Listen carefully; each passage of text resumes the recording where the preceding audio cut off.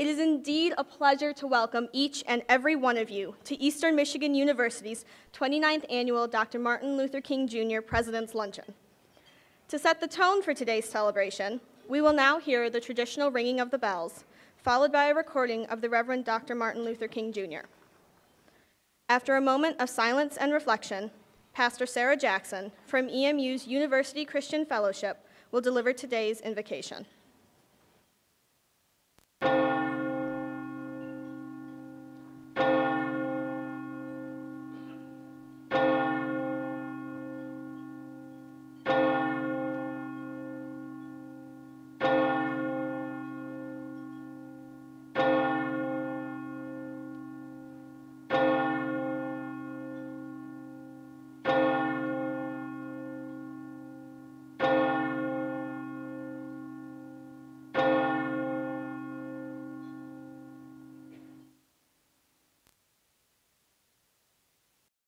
At this time, we would like to bring to the stage the co-chairs of this year's MLK Celebration Planning Committee to present our 2015 MLK Student Award winners, Dr. Asrat, Student Co-Chair Tyran Burrell, and Mr. Reginald Burns.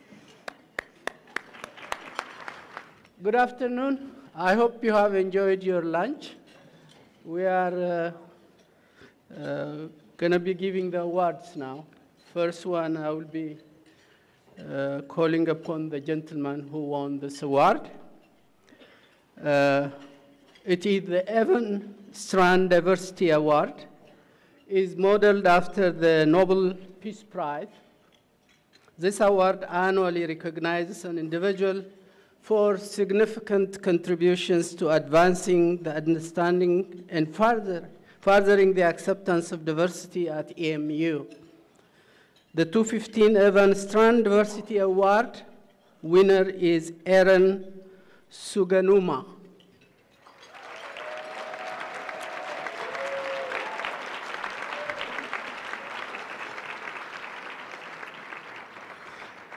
Aaron is pursuing the Master of Science in Social Work, anticipating graduation in April of this year. He's carrying out an internship with the Adult Partial Hospitalization Program at St. Joseph Hospital, focusing on serving people with substance abuse and mental health problems. His nominator writes, I quote, Aaron has been a dynamic force for progressive change in the school and the university and has helped build connections between the university and the broader community. Aaron has played a variety of roles here, serving as an advisor to undergraduate students and serving as a founder of EMU Students for Recovery, a new and vibrant campus-based organization. He is also engaged with other students and community members seeking to create new resources for returning citizens, people who are re-entering the community after imprisonment. Regarding his work in Student for Recovery, Aaron himself states, it is a group that promotes the continued recovery of its members. This recovery involves a personal cultural shift through building a positive support system and participation in community service work. We are continuing to build a vibrant membership base and are laying the foundation for an official collegiate recovery program to be established at Eastern. Alcohol and drug addictions can feel terrifying, isolating. Our goal is to get the word out to people on campus that the recovery program work. Aaron's recommendation letter commends him for listening to community leaders of the Park Ridge Joe Dolan Summer Festival.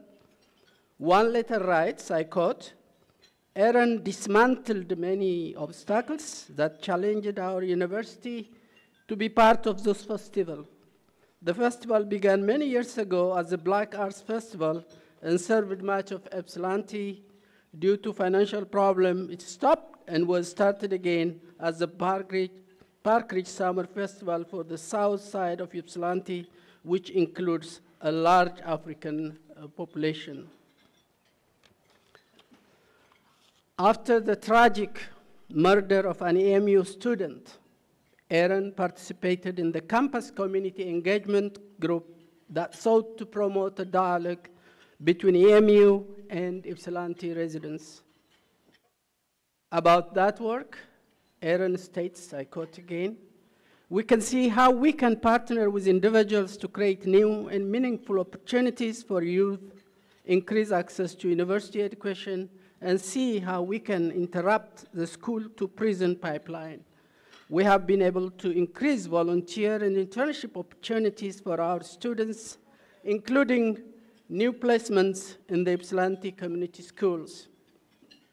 Aaron's scholarship focus on research into corrections policy.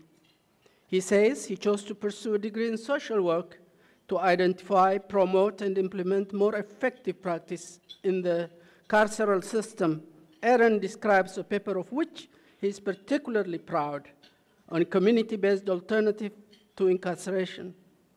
Aaron forwarded information from his paper on community-based alternatives to Derek Jackson, Director of Community Engagement at Washtenaw County Sheriff Department, who reported finding it useful as he is in the process of redesigning their jail recent re-entry program.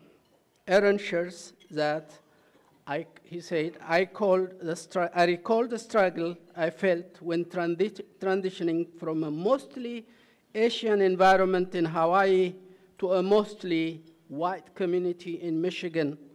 In every setting, I look at what kind of cultural shift is being called for and what kind of support would best suit any necessary transition. As you can see from, again, this is a quote, my previous projects, I'm a firm believer in helping people to find their voice and building support system. That's what Aaron says. Will you please show some real MLK love for our 215 MLK Evan Stewart Diversity Award winner, Aaron Suganuma.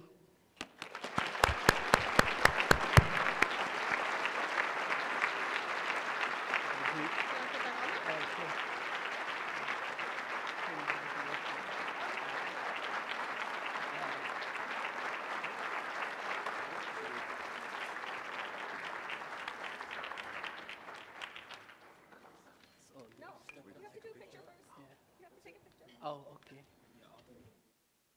Oh, him. Two of us? You two. Oh,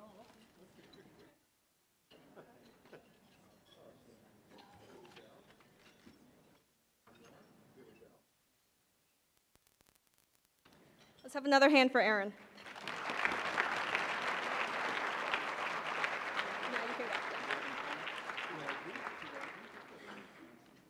And now we welcome Mr. Reginald Barnes to talk about the award that he will be presenting.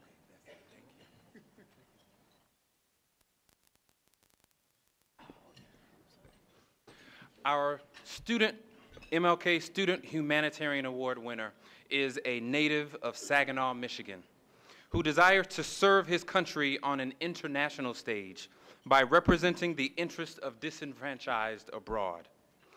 In his essay, he stated, "Going through the hardship of watching family and friends suffer from economic devastation has become my motivation to better myself and to give service to others.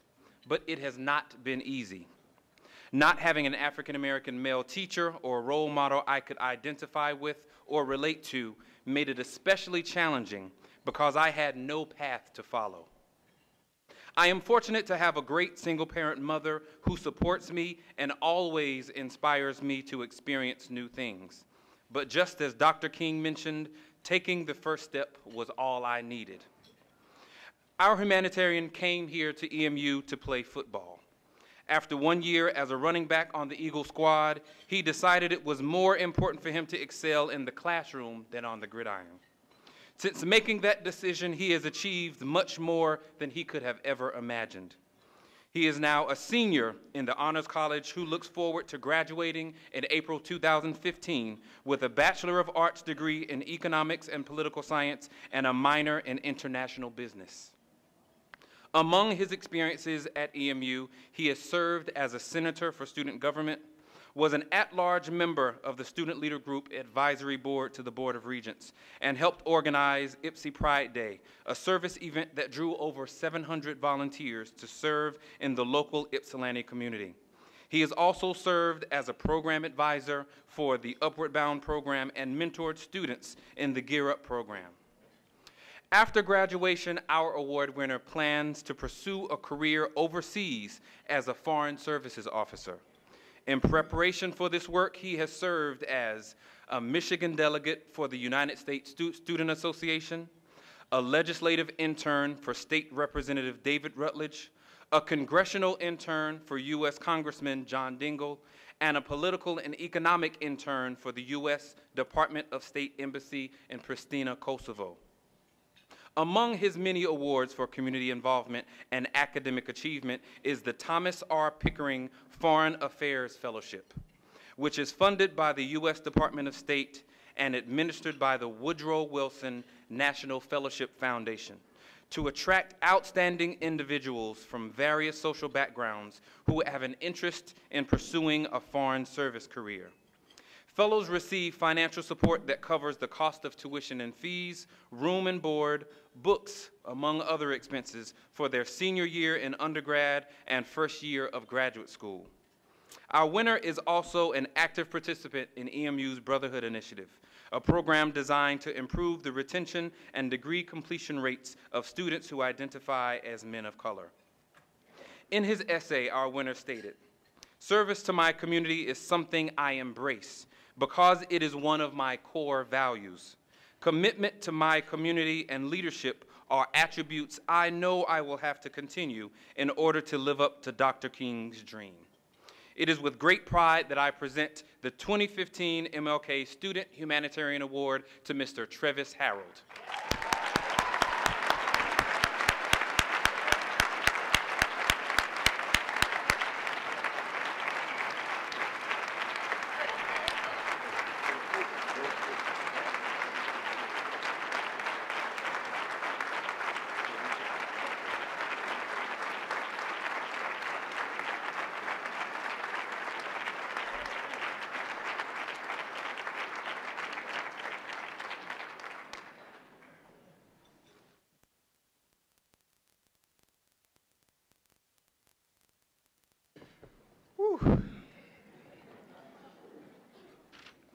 I slid Mr. Barnes $5 for that great introduction. So I have a few words to share.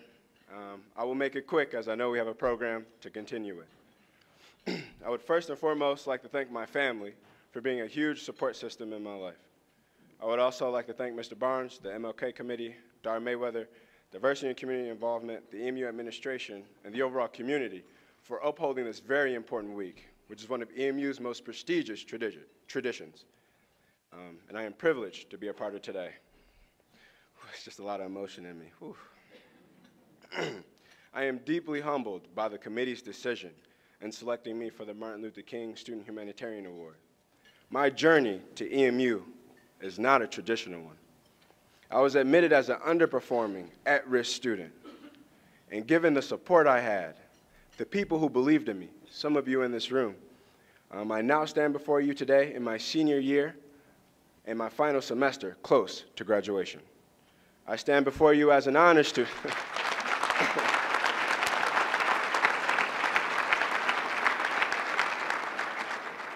I stand before you as an honor student, challenging myself academically. And I stand before you as a Woodrow Wilson scholar with aspirations to commit my life to public service and helping others. Last summer, I had a chance to visit the MLK Memorial in Washington, D.C. And a quote that really stuck with me from the great Dr. King was this: "With this faith, we will be able to hew out the mountain of despair a stone of hope." This was in his I Have a Dream speech in 1963. And so, you know, ladies and gentlemen, right, a mountain is so big and it's huge and it's very noticeable, like you can't miss it. And in comparison to a stone, something so small, right, we could walk by and not even know it existed. But in reality, right, that stone of hope is all we need to achieve anything in life, just a little bit of hope. I got you. And so, you know, through my roles in service, I was only a piece of a larger puzzle, one part of a bigger mission. Here at EMU, we pay it forward, and this award is a reflection and a reminder of the values we strongly cherish in our heart. Thank you again for this tremendous award, and may we continue to be that stone of hope for all students here at Eastern Michigan. This is the most important part. Forever and always, go Eagles, all right?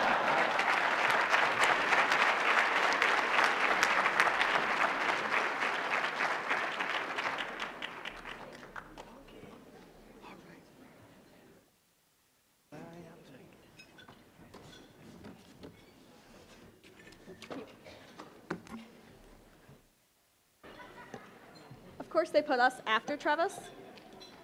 Thanks for that. Congratulations once again to our Dr. Martin Luther King Jr. Student Award winners. Let's give them one more round of applause, everyone.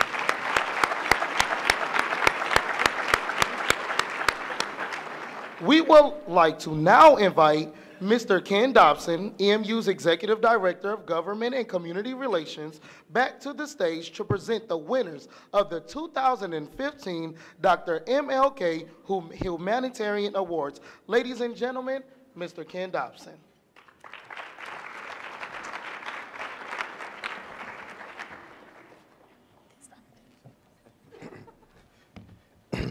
Good afternoon. Each year, the university presents the Dr. Martin Luther King Jr. Humanitarian Award, selected with the following criteria. First, a person who exemplifies the values and ideas of Dr. Martin Luther King Jr., specifically in the areas of leadership and service. Or, secondly, a person who has made a significant contribution to the university or the broader community. This year, there are 4 distinguished individuals who will be receiving the award. To present the first award, I would like to introduce Ms. Kelly Green.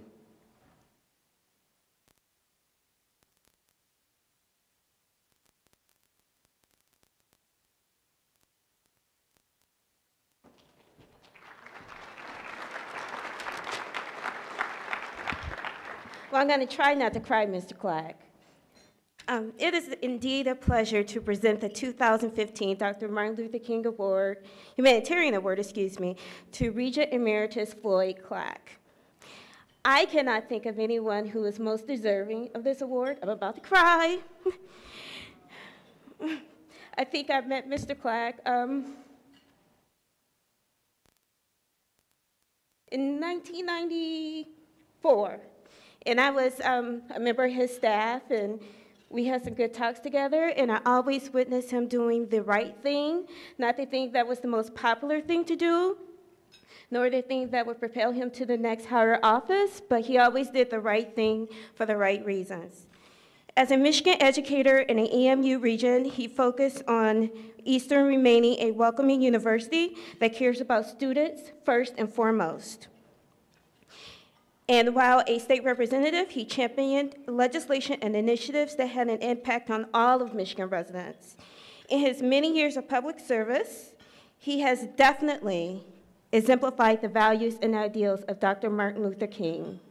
Please join me in presenting the award to Mr. Floyd Clack.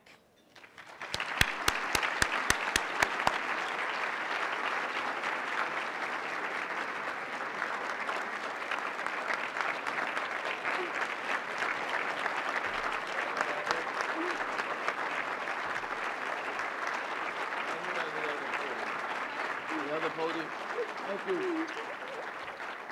That looks good. Yeah, it does look good. Nice picture.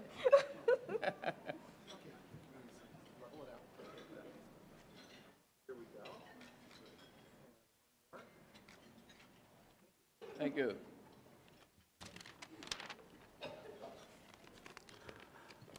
First of all, let me say thanks to Kelly. Kelly, I think I first met you when you should have been an Eagle, but you were at Michigan State.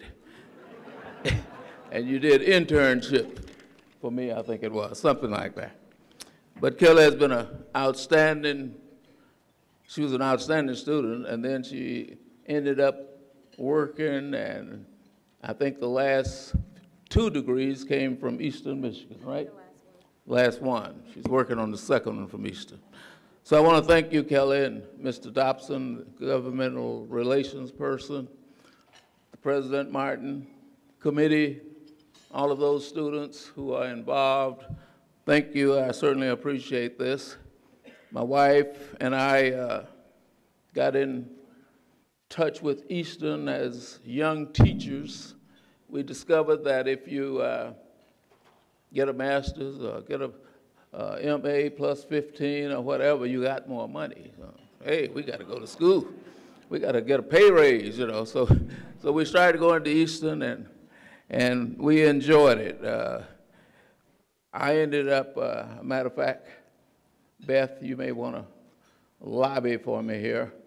I actually got a master's in guidance and counseling. Then I decided I wanted to get a higher degree. So I was going to get the Ed Leadership degree. This is where you come in at, Beth, right here. And so I got my 40 hours or whatever it took, Ed Leadership, took the courses. And, but by that time, I had a decision to make. I think it was Professor come to all the games. What's his name in education? He doesn't miss anything at Eastern, too. He may be in here now. Who was it? You have to be old enough to remember this now. This was a long time ago. Who? Bert Green. Nope, not Bert Green. Dr. Menzie. Dr. Menzie. I think it was Dr. Menzie. He said, well, you know, you finished all the courses, but you haven't done the research. And I said, well, I'll do the research. So by the time I was supposed to I never started on the research. By the time I was supposed to be completed the research, I decided, I was a city councilor, so I decided to run for state representative. And so I said, well, now do I do this research, or do I try to win this election? So of course not of course, but I chose to try to win the election. And so I got elected state rep. And after some years down in over in Lansing, I ran into a governmental relations, Dobson, where's Dobson? I ran into a government relations person, and as I said, you have to have been here a long time to remember this. It was a lady, and I said, you know, I took 40 or 50 hours beyond my master's in my ed leadership, and I still don't have much to show for it other than my 1 master's. I said, well, let me check it out, Brother Dobson. So let me check it out. So she came back and said, well, you know, what you have to do is take 2 more classes and then write the paper. I said, no problem. So I took 2 more classes, and I never wrote the paper. Then later, Eastern sent another lobbyist down a few years later. I said, you know, I need to talk to you. He said, let me check on it. He came back, he said, take 2 more classes. I took the 2 classes and write the paper. Well, after about 50 or 60 hours of classes, I still never wrote the paper. But we enjoyed being part of Eastern. And I should tell you this is a civil rights discussion today also. Brenda and I were teachers. I came from Texas, and she came from Memphis, Tennessee. And we both were teaching in Flint, Michigan. And we got involved in NAACP and other groups and organizations and all like that. And we ended up, as I indicated to you, we came to Eastern, started taking classes and all like that. So we were always involved. Brenda's a county commissioner now. She was a state representative. And we've been involved in the community as long as possible. But we always enjoyed what we did in the Flint area, in the Genesee County area. We were brought up, Brenda volunteered for the janitorial workers when Dr. Martin Luther King went to Memphis and was killed. He was trying to help the janitorial workers. Brenda did some volunteering there. And the young man who just left, you know, one of these young college leaders. When I was at Texas Southern University in Houston, we got a little flyer that went around that said, if you want to join the movement, go downtown and demonstrate against segregation and so forth, meet us at the YMCA on Friday evening, say 4 o'clock. I said, this sounds great. I came from a real small town, country, and so forth, so this sounded like some real action. So I went down to the YMCA, and we went downtown, and the NAACP had selected a Friday. Go downtown and demonstrate on Friday. They didn't tell us this, but I guess we assumed it was going to happen. You get arrested, and you go to jail, and the NAACP will get you out by Saturday or Sunday, and you don't miss any school. So every Friday, we would show up and do the routine, go down, whether it's the theater, Kresge's, Walgreens, whatever, train station, bus station. And same thing would happen. We'd get arrested, get out on Friday or Saturday. Well, one day, young man like this, we went down to the Y, but there were no adults there, just students. So one of the leaders jumped up and said, well, the adults are not here, but we can go down anyway. You know, we know what to do. So about half the people said, okay, we'll follow whoever this is, the leader. We went down there, and I know Mr. Gregory knows this story already. And we, of course, got routinely arrested. Well, we didn't get out on Saturday, and we didn't get out on Sunday. So now we're worried, because normally we get out at least on Sunday. Sunday, we're still in jail. Come Monday, we were hoping, but we didn't get out on Monday. Now, what do you think the problem was? I know Dick knows. What was the problem? Why didn't we get out of jail? Other than the judges automatically increased the bond and all like that. But what was the other problem? NAACP didn't have any money. And that's why they didn't show up to take us down there, because they said, we can't get you out of jail, so we're not going to get you arrested. But because we were following a great little student like the person just spoke a few minutes ago, we ended up going down anyway. But we eventually got out. Thank you.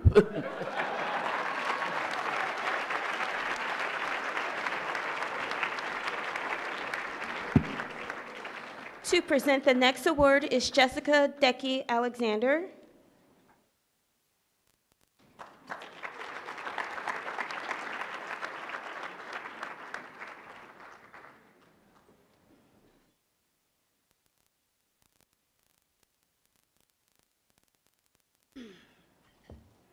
Good afternoon. Where's my friend? There she is. Years ago, when we, that is me, and Professor Judy Sturgis Hill, Judy, shared offices, secrets, and snacks, we had a common student. One day, I asked him what his major was, and he said, oh, I'm majoring in Judy. To major in Judy, if one should be so lucky or capable, would be to major in compassion, courage, community, and integrity, sprinkled with a little tenacity. Okay, a lot.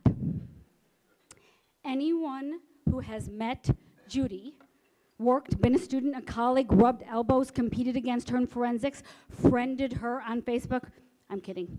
I know she's not on Facebook, because if she was, she would have 3 million friends, and they would all claim that she is her closest friend, because that's what she does. Bring people close in to look up, close up to look at the scars and the truths of hate, ignorance. She brings them. The skeptics, the survivors, the anarchists, the apathetic, into a world, a Judy-hugging world, to talk about color and race and hate and difference, shrouded in love. Like Dr. King, Judy believes that love is the only force capable of transforming an enemy into a friend. Years ago, Judy was asked to provide perspective on diversity to a group of incoming graduate assistants. She told them she doesn't want someone to tolerate her, but value her. To Judy, to tolerate was like an itch she could not reach. Her remark came at a time where the tolerance of others was all the rage. Yet to her, to simply tolerate those who were different was equivalent to apathy. Diversity is something to be valued rather than tolerated, and she has dedicated her professional life to ensuring the students, staff, and faculty, and the community find value in the words and wisdom of difference. Judy has been part of the EMU community for over 40 years. She began as a student, breaking barriers by becoming the first African-American woman to win a national title in forensics, and then found her way, as a lot of us know, to the classroom, where she practices her art, the art of interpersonal and intercultural communication, talking between and among each other in ways that just don't improve oneself, but the world. Judy's efforts to foster a culture which both values and engages diversity at EMU have included an MLK co-chair, a committee member for almost 18 years, participating in panel after panel in residence halls as part of diversity forums, participating in Women's History Month and various community events from Ipsy Pride to the One United movement, and 14 years of close-up new student orientation facilitation. Default or not, in an era of multiculturalism and globalism, Judy has been EMU's go-to for hundreds of workshops, panels, and presentations on diversity, equity, and justice, to speak truth to power and to speak for the powerless. Judy is a testament that one person can make this world more empathetic, kinder, one dialogue, one hug, or one major at a time. Judy Sturgis Hill, 2015, love ya, MLK Humanitarian Award. My buddy, come on. All right.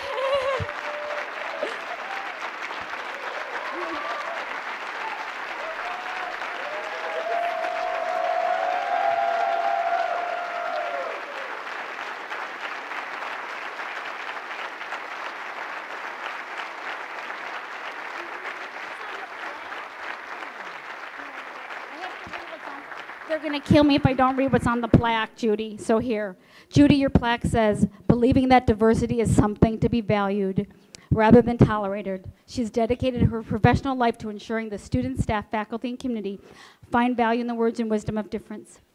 Like Dr. King, through teaching, mentoring, service, and activism, she has fostered a greater sense of civility and humanity among all. You're the best. Love you.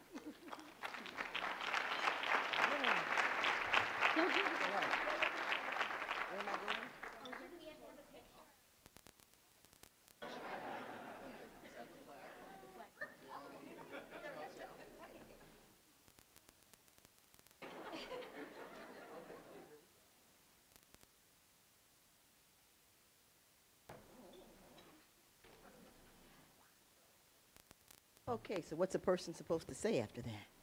Well, wow. I like to say that my dad is here. And my dad and my mom, I want my dad, stand up, Daddy. Stand up, Daddy.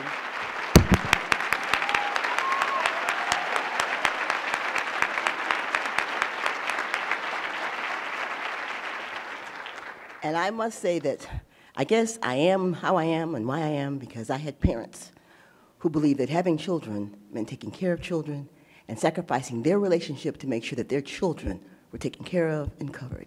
Thank you, Dad. We miss Mom, but she's sitting there smiling right now saying, hey, okay? Oh, wow. You know, interactions with people, loving and caring and sharing this planet are things that we sometimes forget that we do. We share the planet, so I constantly try to remind people, my students, my family, everyone, that we are here and we share this space. So to be mean to someone is really ridiculous because that could be you. To help someone is wonderful because that also could be you. So I guess I'm taking it back a little bit because I got a few surprises there, but I guess I just believe that you have to live and share and give to receive. It's very simple to treat people the way you want to be treated. That my students come to my classroom and they're kind of shocked because it's like we're going to communicate and talk. I'm not just going to talk at you. you're not going to talk at each other. We're going to share and discuss and work on making this place a better place, making this world a better place. And we do that with our interactions with people. Simple for me. I don't know what else to say except thank you for the award. And in a way, it's shocking, and I listened to the things that you said. And we did share an office together. We got a lot of work done, we really did. But we also had changed the world a lot, too, in our students. But to think that we share a planet and interact with people, and we do mean things to each other, and that we won't take the time to help somebody if they just need a little bit of help, it's hard for me to sort of figure out. To me, if you need a hug, you got a hug. If you need $1, I have $1, you got $1. If you need $20, I've got $1, you got $1. Or $20, whatever it is you need. And before I wrap up, I have to say this, that there are also, I guess it's two men. My father, who, as I said before, my parents and my mom sacrificed for us. But there's another man in this room who, when a 16-year-old, I guess it was 18-year-old young lady came to Eastern Michigan University, I came here after coming from a situation where people said that I wasn't good enough because my skin was brown, that I couldn't possibly win a championship because my skin was brown. And I came to a place where that wasn't true. I came to a place and worked with a man who made that real for me. This person came to my house and introduced himself to my parents because we traveled in forensics, you know, and he wanted to make sure that they needed to know who he was and vice versa. And Dennis came to the house, and that's Dennis Began, okay, and always made sure that I was treated fairly. And at that time, there weren't very many people looked like me on the team back then. Okay, I might have been the only one, but anyway, he made sure that things were done fairly, and I was treated fairly. And for that, I am thankful and grateful to this day. And I talk about you all the time because of that. Because he could have just said, that's the way it is, deal with it, but he didn't. You know, a restaurant refused to serve us because I was there, and guess what? None of us ate there. That's the kind of person he is. So I want to say thank you, Dennis, and thank you to the committee.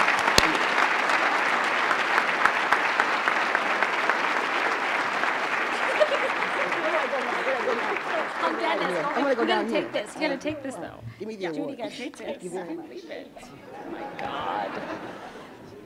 You can go hug Dennis. Yeah. I'd like to introduce our next presenters, the dynamic duo of Mary Larkin and Greg Peoples.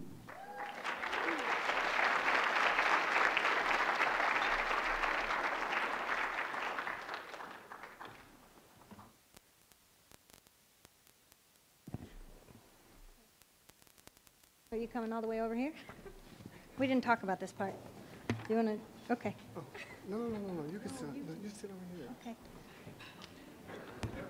Yeah, we're supposed to stand back a little ways. I heard they told me to. Okay. Good afternoon. I could not be more pleased to be here to present the 2015 Humanitarian Award to our next recipient. As a true testament to the university's commitment to student affairs and the impact this recipient has had on the campus, with me is student Mary Larkin. I work here, Greg. Say what? Like, I was a student in like the 90s. You mean you have a position and they pay you a salary? So we're going to do this right now, and then maybe I can explain the last 2 decades to you if you have some time. Oh, I have the time. You know, I'm retired. Every day is Saturday to me, so I have the time. But let us move on to the real purpose while we're here today, okay? Stay right there. Okay, I'll follow the script. Like our speaker said this morning, if you have not had the opportunity to see the movie Selma, I strongly recommend that you take the time to do that. In the movie Selma, there's a scene with Dr. Martin Luther King and his wife, Coretta. Dr. King confesses to his wife that he really doesn't want to go to Selma. All he wants to do is pastor a small church, teach classes at the college, and raise his family. But the people from Selma called Dr. King, and he felt that he needed to answer the call. Dr. King was a servant leader. As a servant leader, Dr. King rose to the occasion to meet the needs of others without regard to self, but for the greater good of the community. Dr. Kay Waddell modeled her life after that of Dr. King. Dr. Waddell has always had as a focus in her life the desire to make a positive difference in the lives of people who make up the community around her. Most of her life has been working with young people using health education as the avenue to improve the quality of life for them. In her home state of Arkansas, Kay served the students at the University of Arkansas in a variety of positions that aimed at promoting wellness programs for students and staff. In 1998, Dr. Waddell joined the Eastern Michigan University family as an assistant professor of health education in the College of Education. Her classes address substance use and abuse, conflict resolution, life, loss, bullying in schools, health education for diverse populations, to name a few. This is my part. Oh, this is, okay, Yeah. okay, you got it, okay. Thank you, Greg. So K is what we in student affairs call a jumper. I just made that term up, but I'm hoping that it sticks. You know, somebody that kind of goes from academic affairs to student affairs to academic affairs and student affairs.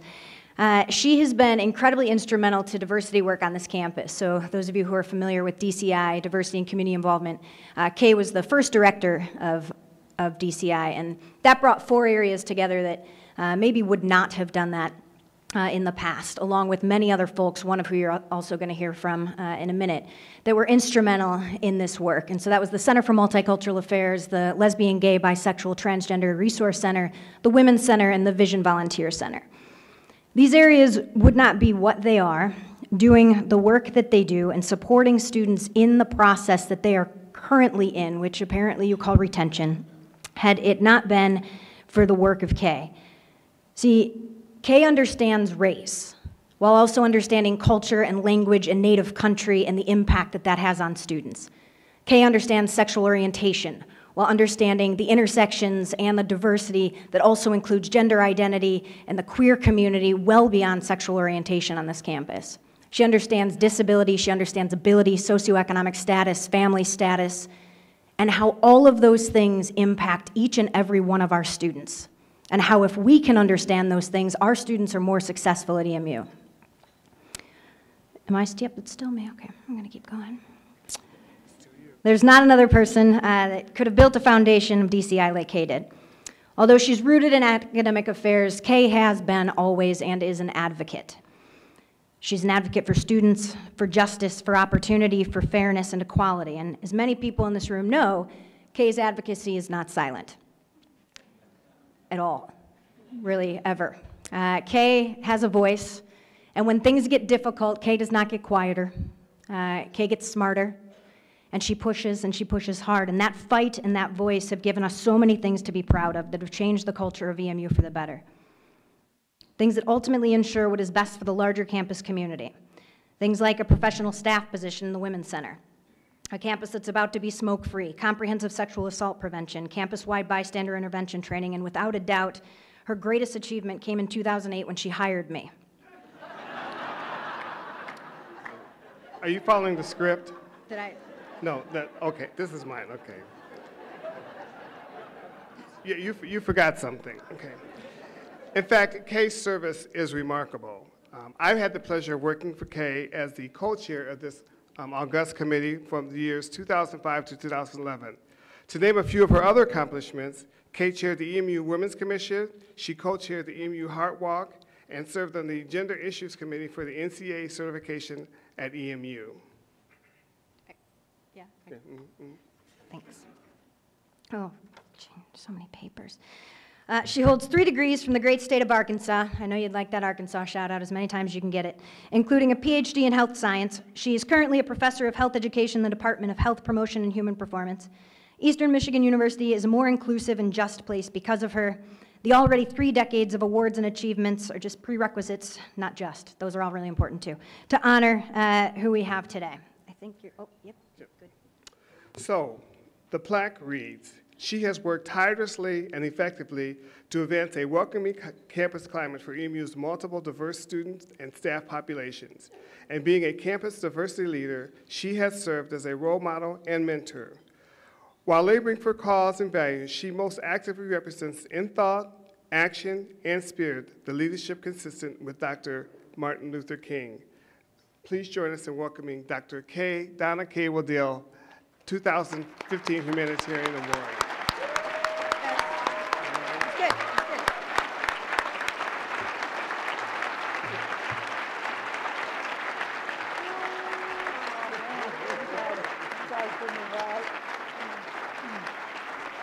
better than Dusty.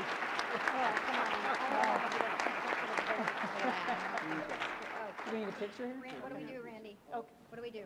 Let's not be awkward. Tell us what to do, Randy. Either side. We follow directions. Put the speech down. Oh. Closer up. Okay. There we go. Go. Here we go. Thanks. Thank you.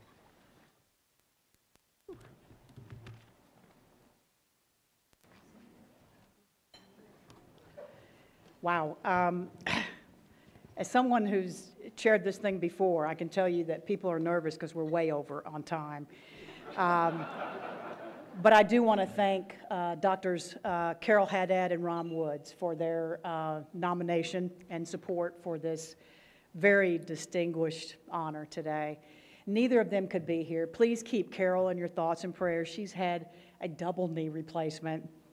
I had one, so I'm telling you, she needs our healing thoughts and prayers. I also want to take a moment to congratulate my fellow recipients. There's a bit of karma, I think, in the room, in that Glenna Frank Miller was the one that hired me, that took a chance on this faculty member to direct diversity and community, well, first diversity programs, and then it became diversity and community involvement. And I had to follow in the footsteps of Judy Sturgis Hill, who was the first director of diversity programs, and I can tell you that was no small feat. It was a requirement that I learned how to give really good hugs, and you taught me well. Thanks. Can I get another one? Okay. All right. Good. And Glenna, I want to tell you that those 5 years were probably the most special years in my 17 years here at Eastern. Just an unbelievable experience with students and doing that. And next to Glenna was the woman that actually was the assistant director for diversity and community involvement, and Peggy is deserving of this award as well. Although I don't know you as well, Mr. Clack, I think all of us are certainly respectful of the work that you did for our Board of Regents, and I want to take this opportunity to thank you for your vote to end our relationship with the EAA during the last board member.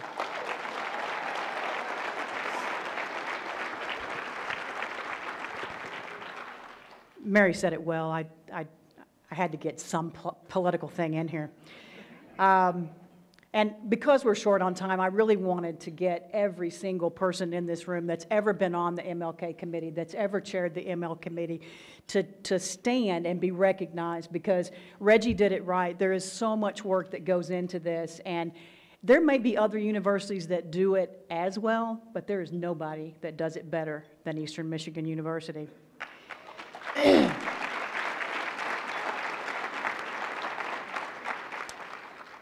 The Reverend Dr.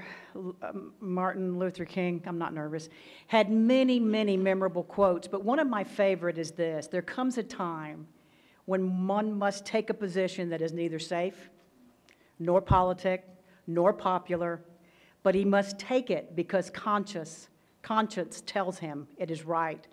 I hope that my 17 years here have been guided by those words. I've certainly tried.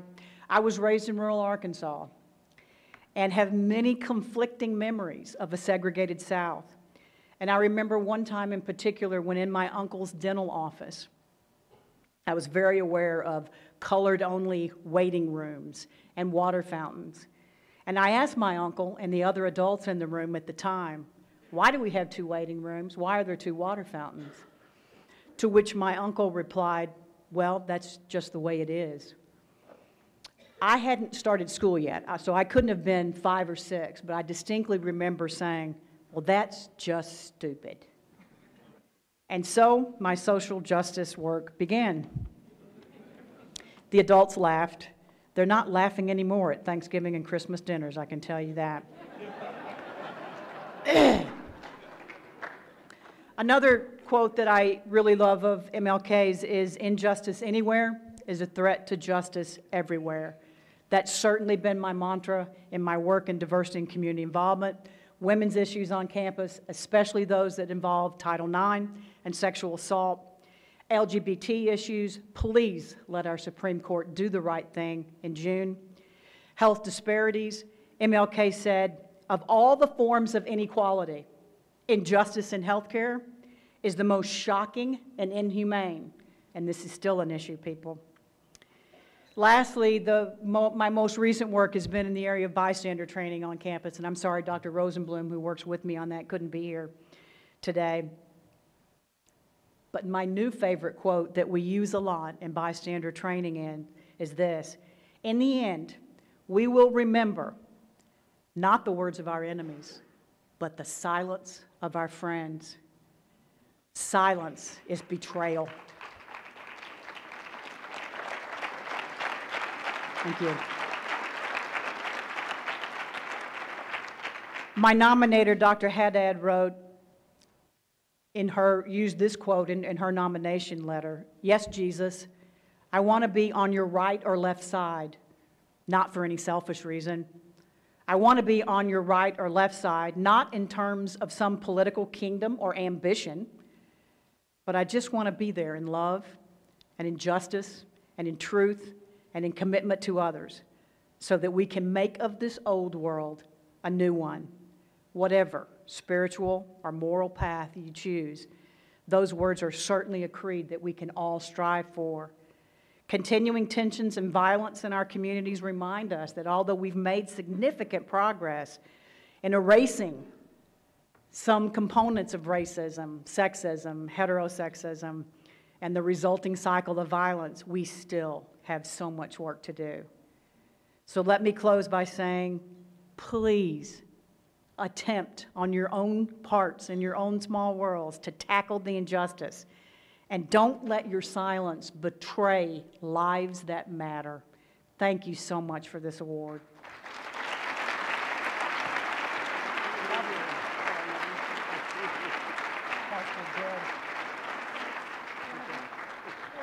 Decky, you have a rival. I think they did a really nice job in introducing.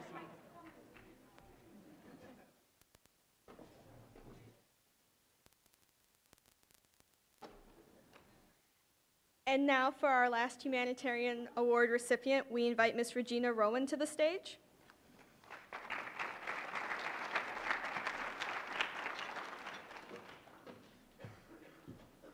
Way to not introduce me, Greg. It's pretty hard to follow Mary and Greg. But I'm so incredibly honored to present this final humanitarian award to Emeritus Assistant Vice President for Student Affairs and Enrollment Management, mentor and friend, Glenna Frank Miller. Glenna's lifelong commitment to values of equity, inclusion, and social justice were evidenced throughout her 35-year career here at EMU. She invested in building meaningful relationships and supported the success of all students by facilitating positive dialogue, nurturing a culture of caring about diversity, and engaging the campus around what it means to understand someone different than yourself. Indeed, this is probably her deepest and most important legacy as a leader here at EMU. Among her many, many accomplishments, Glenna supervised and guided the work of numerous offices that serve diverse populations, including the Office of International Students, the Disability Resource Center, the Center for Multicultural Affairs, the Lesbian, Gay, Bisexual, and Transgender Resource Center, Veterans Services, the Women's Center, and Campus Life. During the planning, design, and construction of the EMU Student Center, Glenna ensured that the facility would serve as an accessible, inclusive, comfortable, and supportive home base for all students here at EMU. Glenna also developed and launched EMU's very first MLK Day celebration. From 1985 to 2003, Glenna co-chaired the planning committee and helped shape this wonderful tradition we have here at EMU. This commitment of time and talent surely speaks to Glenna's belief in the value of recognizing the ideals of Dr. Martin Luther King in our day-to-day life on campus. Through her collaborative and inclusive leadership style and drive for excellence, EMU's MLK Day celebration endures, a tradition of nearly 30 years, which fosters intentional dialogue centered on diversity and social justice. Glenna's humanitarian leadership and service extend not only to the management of the many programs and offices on campus which she led, but are also evidenced through the mentorship and guidance she so generously extended to thousands of students and hundreds of staff and faculty here at EMU. Many of you in this room share the honor of having been mentored by Glenna Frank Miller, and I am eternally grateful for the guidance that you gave me while I was a student here. Glenna embraced and cultivated respect as an essential tenet of her leadership and truly embedded this ethic into the fabric of the EMU campus culture. She is certainly deserving of this recognition that this award bestows. I'm incredibly honored to present the 2015 MLK Humanitarian Award to Ms. Glenna Frank Miller.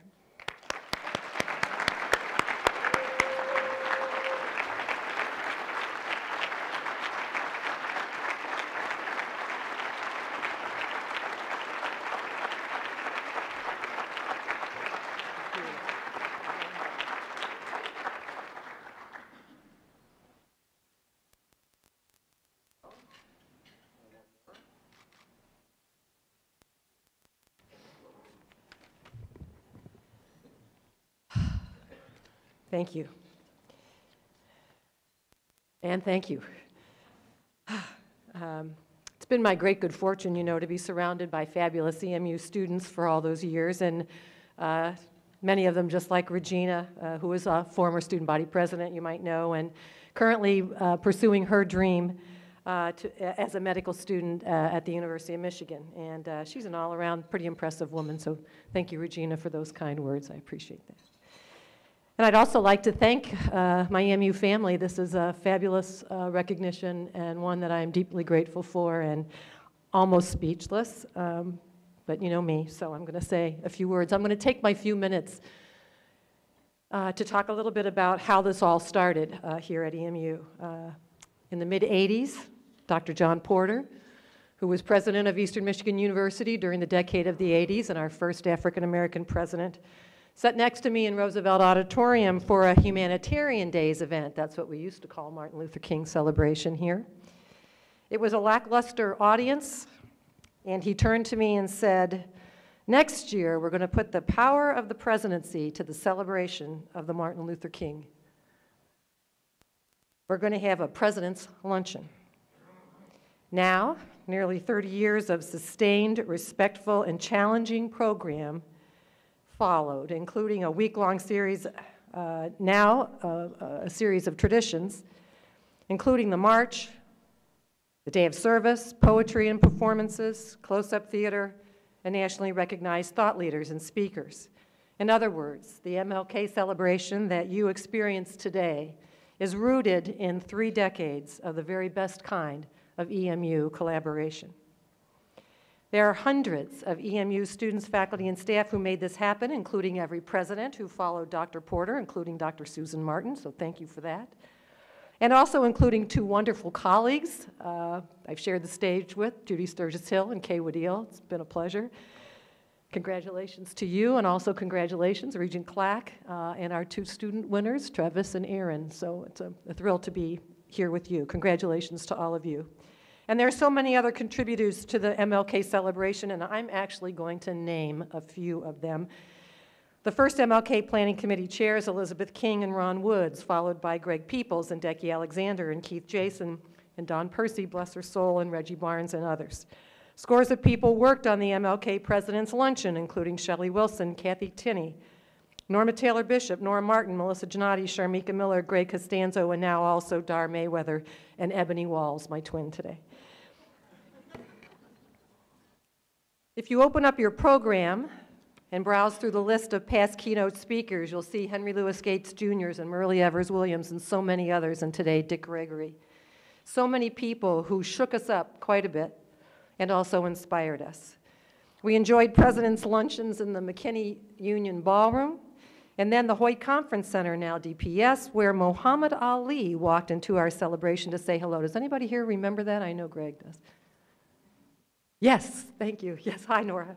Yes, very interesting. And we had celebrations in a couple of other locations as well, and then came to the EMU Student Center Ballroom in 2007 with the amazing Detroit activist Grace Lee Boggs, who sat right up there on that stage and inspired us as well.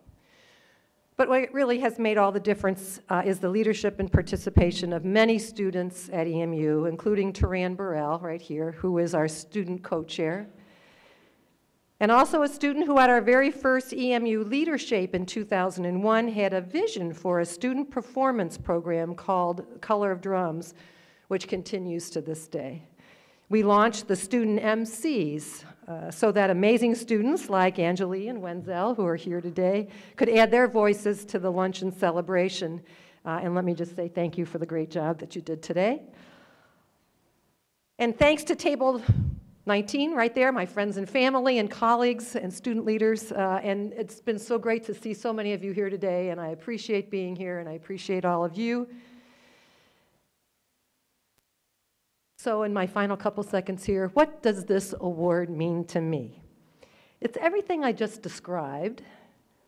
The award symbolizes to me the power of thoughtful collaboration to make a positive difference, just like the EMU students, faculty, and staff and a powerful coalition have made EMU a better place and the EMU MLK celebration a reality. Let's keep that going. And also like the man celebrated on this day, Dr. Martin Luther King, Jr. Thank you, Dr. King. Thank you, all of you.